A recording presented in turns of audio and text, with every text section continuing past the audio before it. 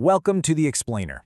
Today, we're diving into one of the most foundational stories ever told, the account of the fall from Genesis. It's a story that kicks off with a seemingly simple question, but spirals into a world of shame, fear, and broken relationships. And you might be surprised to find out who the real hero of the story is. Let's get right into it. So how does it all start? Well, it's not with a roar, but with a whisper. A single, really cunning question that's designed to plant a tiny seed of doubt. See, the serpent doesn't come out swinging and attacking God's command directly. Instead, it just subtly questions it. You got to appreciate the strategy here. It's not an outright lie. Not yet, anyway. It's a subtle distortion of the truth, just enough to make God's words seem a little questionable. It's all about creating a tiny crack in that foundation of trust between humanity and God. Okay, this slide is absolutely crucial. Look really closely at the difference between what God actually said and how Eve remembers it. First, she adds a rule: you must not touch it, which, makes God seem a little harsher than he was. And then she waters down the consequence, changing "you will certainly die" to a much less definite "or you will die."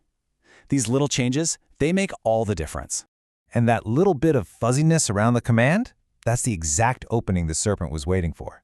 Suddenly, the absolute clarity is gone, and in its place, there's this little wiggle room for doubt. And, well, the serpent is ready to pounce. So, with that seed of doubt firmly planted, the serpent goes for the knockout punch.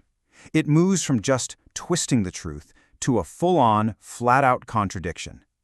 The serpent doesn't just dismiss the whole death thing, it dangles this incredible prize: godlike knowledge.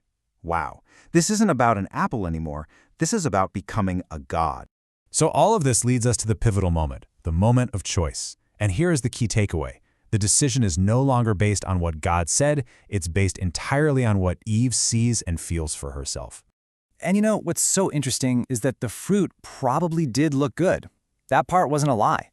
The real issue here was that Eve chose to trust her own judgment, her own senses, over God's direct, clear instruction. It was a choice to rely on herself instead of on him. And here is a detail that is so easy to miss. Adam was there the entire time. He heard the serpent, he saw Eve wrestling with the decision, and he said nothing. He didn't step in, didn't remind her what God said. His sin wasn't the action of eating, but the inaction of his silence. So what happens next? Well, the fallout is immediate, and it's devastating, just not in the way they thought it would be. That promise of becoming like God, that didn't quite pan out. The serpent was right about one thing, though. Their eyes were opened, but they didn't suddenly see the world like God's, no. Instead, for the very first time, they saw their own vulnerability, their own nakedness. The first piece of knowledge they gained from their disobedience was shame. This sequence right here is so telling. It shows you exactly how sin instantly breaks relationships. First, it creates an internal fracture, shame, which makes them cover up from each other. Then it creates an external fracture, fear, which makes them hide from God. But the story doesn't end with Adam and Eve hiding in the bushes. This is where the focus shifts, and God's response is probably not what you'd expect. Think about this. The first question God asks isn't "what did you do?" It's "where are you?" It's not an accusation, it's an invitation, a call to come out of hiding and reconnect. It's really less about their physical location and so much more about their spiritual condition. And right here, this is the heart of the entire story. The focus flips from human failure to God's character.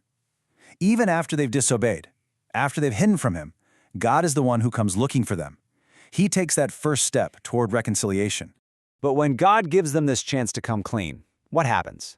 The blame game begins. Adam immediately blames Eve, and he even throws a little shade at God, saying, "The woman you gave me." Then Eve turns around and blames the serpent. Nobody takes responsibility. So you see, this blame shifting is the second major consequence of their choice. First came shame, which broke their relationship with God. Now comes blame, which completely shatters their relationship with each other. Community, responsibility, it all just falls apart. So what's the bottom line here? Well, the fall was never just about eating a forbidden fruit. It was about a fundamental shift in trust. It was the moment humanity decided to trust its own perception over God's clear word. And that single choice set off a chain reaction of brokenness. And look, this ancient story is still so incredibly relevant. We see these same patterns playing out all the time, don't we?